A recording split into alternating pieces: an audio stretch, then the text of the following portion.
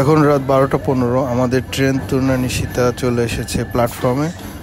এই ট্রেনে করে আজ আমরা চিটাগং যাচ্ছি একদিনের ছোট্ট ট্যুরে ফ্যামিলি সহ। চলুন দেখে আসি কেমন ছিল আমাদের এবারের ট্যুর। আমাদের এবারের জার্নিটা একটু স্পেশাল ছিল, কারণ আমার সন্তান প্রথম ট্রেন জার্নি করছে আর আমার মা প্রথম সাগর দেখতে যাচ্ছে। তুর্না নিশিতার শোভন চেয়ারে করে আমরা এবারে জার্নিটি করছি। আর আমাদের এই ট্রেনের দুষ্প্রাপ্য টিকিট পেতে সাহায্য করেছে আমার অফিস কলিগ তহিদ ভাই। সিট প্রতি টিকিটের খরচ পড়েছে 425 টাকা করে। আমাদের ট্রেন দুর্বার গতিতে ছুটছে। আমাদের চিটাগং পৌঁছতে সময় লাগতে পারে প্রায় 6 ঘন্টার মতো। তার মানে আমরা ভোর 5:30 থেকে 6টার মধ্যেই চিটাগং স্টেশনে পৌঁছব ইনশাআল্লাহ। এখন সময় ভোর 5টা। আমরা চিটাগং শহরের খুব কাছাকাছি চলে এসেছি এবং অল্প সময়ের মধ্যেই আমরা চিটাগং স্টেশনে পৌঁছাবো। এখন সকাল 6:15। আমরা চিটাগং ট্রেন স্টেশনে পৌঁছে গেলাম। আমরা ট্রেন স্টেশন থেকে বেরিয়ে প্ল্যান করেছি প্রথমে যাব হচ্ছে বায়েজিদ বোস্তামের মাজার দেখতে। চলুন দেখি কিভাবে যাওয়া যায়।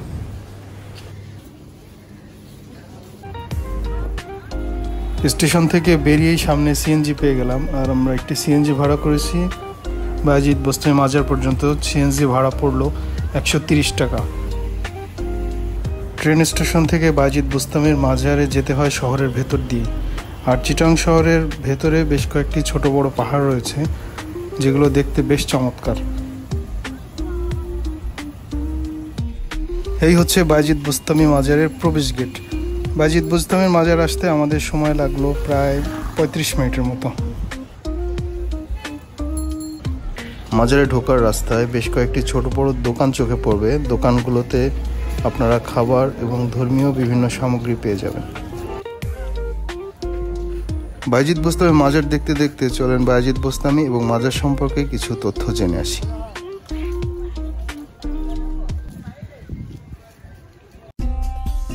বায়েজিদ বোস্তামি মাজার চট্টগ্রাম নাসিরাবাদের একটি পাহাড়ের উপরে অবস্থিত। বেশ কিছু মানুষের ধারণা যে এখানেই বায়েজিদ বোস্তামির কবর অবস্থিত এবং তারা এই বিশ্বাস থেকেই তার কবর জিয়ারত করার জন্য যান, কিন্তু আসলে তা সত্য নয়। তার কবর ইরানে অবস্থিত। হযরত বায়েজিদ বোস্তামি রহমতুল্লাহ আলাইহির আসল মাজার বা কবর হলো ইরানের স্যামনন প্রদেশের বোস্তাম শহরে। যে তথ্যটি আমরা গুগল থেকে সংগ্রহ করেছি। এখানে ভিডিও ধারণ করা সম্পূর্ণ নিষেধ, তারপরে আমরা লুকিয়ে যতটুকু পেরেছি ভিডিও ধারণ করেছি আপনাদের দেখানোর জন্য। সামনে যে 3টি গাছ দেখতে পাচ্ছেন, গাছ 3টিতে লক্ষ লক্ষ লাল সুতা বাঁধা। এখানের ভক্ত অনুরাগীদের বিশ্বাস যে তারা যদি কোনো মানত করে এই গাছে তাদের লাল সুতা বেঁধে রেখে যায় তাহলে তাদের ইচ্ছা পূরণ হয়।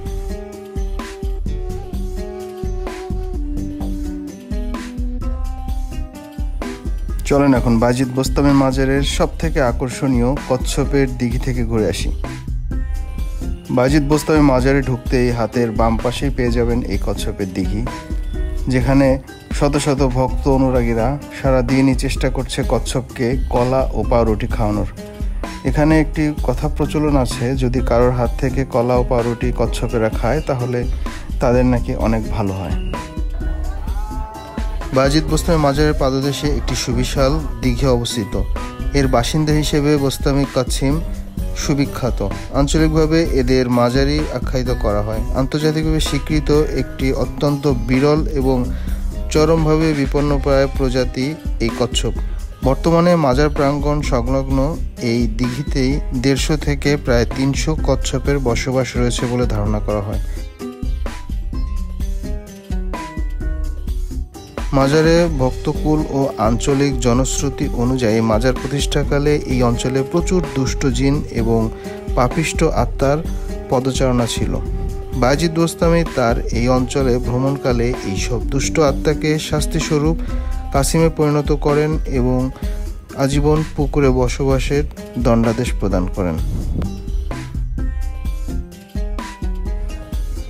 বায়েজিদ বোস্তামি মাজারের দিঘির ঠিক সামনেই রয়েছে একটি খানকা শরীফ, আর দৃষ্টিনন্দন সুন্দর একটি নামাজ পড়ার জন্য মসজিদ রয়েছে। বাজিত বোস্তামি মাজার থেকে বেরিয়ে আমরা চলে এলাম 2 নম্বর গেট। এখানে আমরা আমাদের সকালের নাস্তা শেষ করলাম এবং তারপর এখান থেকে একটি সিএনজি নিয়ে আমরা এখন সরাসরি চলে যাব পতেঙ্গা সি বিচে। আমাদের পতেঙ্গা সি বিচ যেতে সিএনজি ভাড়া পড়লো 350 টাকা। 2 নম্বর গেট থেকে পতেঙ্গা সি বিচ যেতে আমাদের সময় লাগলো প্রায় 40 মিনিটের মতো। 2 নম্বর গেটের একটু সামনে থেকে এলিভেটেড এক্সপ্রেসওয়ে শুরু হয়ে সেটা শেষ হয়েছে একদম পতেঙ্গা সি বিচের কাছে, যার কারণে আমরা শহরের কোনো জ্যামই পেলাম না। আমরা একেবারেই সরাসরি পতেঙ্গা সি বিচে পৌঁছে গেলাম 40 মিনিটের মধ্যেই। সিএনজি আমাদের একেবারেই সাগরের পাড়েই নামিয়ে দিল।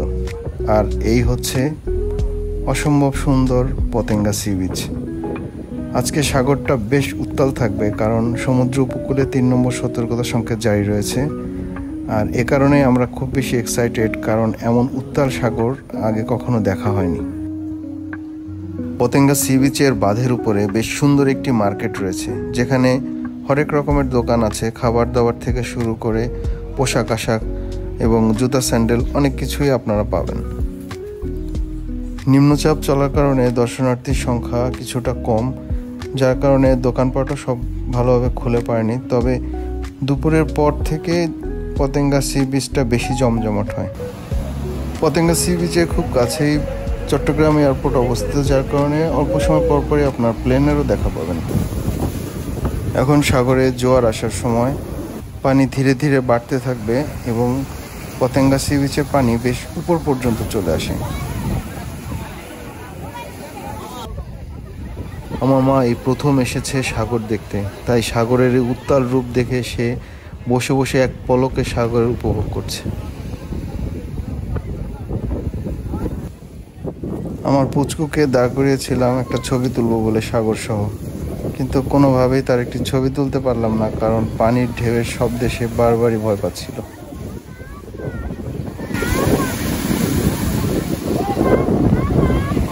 আমরা বেশ সকালেই পতেঙ্গা সি বিচে চলে এসেছি।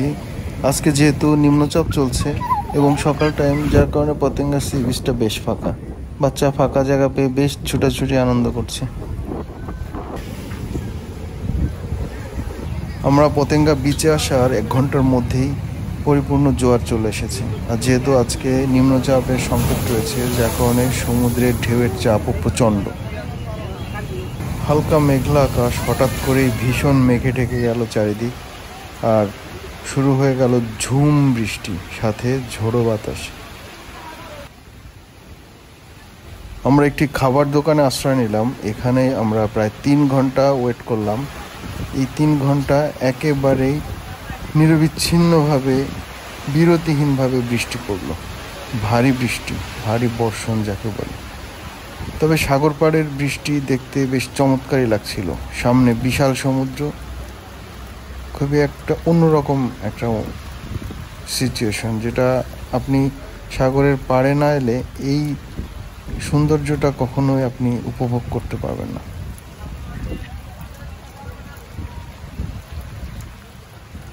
ঝুম বৃষ্টি আর বিশাল সাগর দেখতে দেখতে আমরা এই হোটেলে বসেই সকালের হালকা নাস্তা আর দুপুরের লাঞ্চ কমপ্লিট করলাম। এখানে প্রতিটি খাবারের মূল্য স্বাভাবিকের চেয়ে একটু বেশি, তাই প্রতিটি খাবার খাওয়ার আগে অবশ্যই দোকানের সাথে দাম ঠিক করে নেবেন। প্রায় 3 ঘন্টা চলল বিরতিহীন বৃষ্টি, যার কারণে আমরা আর কোথাও যাওয়ার সুযোগ পেলাম না। এখন আমরা পতেঙ্গা সি বিচে ঢোকার মুখে একটি শুটকি মার্কেট রয়েছে, সেখানে যাব, কিছু শুটকি নিব, তারপরে আমরা বাস কাউন্টারে ফিরে যাব। আমাদের যাওয়ার ইচ্ছা ছিল নেভালে এবং মিনি কক্সবাজার খ্যাত পার্কি বিচে,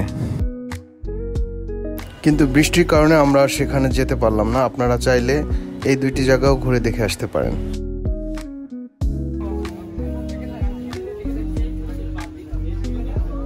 এখন আমরা এসেছি পতেঙ্গার শুটকি মার্কেটে। শুটকি মার্কেটটি আপনারা পতেঙ্গায় আসার সময় সিএনজি আপনাদের যেখানে নামিয়ে দেবে, ঠিক ওখানেই পেয়ে যাবেন এই শুটকি মার্কেট। শুটকি মার্কেটের মাছগুলো বেশ তরতাজাই বলে মনে হলো। আমরা এখান থেকে লইটা শুটকি নিলাম। লইটা শুটকির কেজি পড়লো 1000 টাকা করে।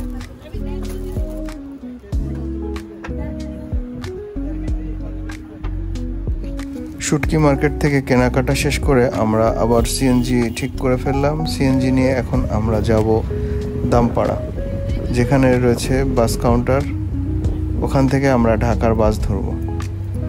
আর সিএনজি ভাড়া পড়লো 300 টাকা।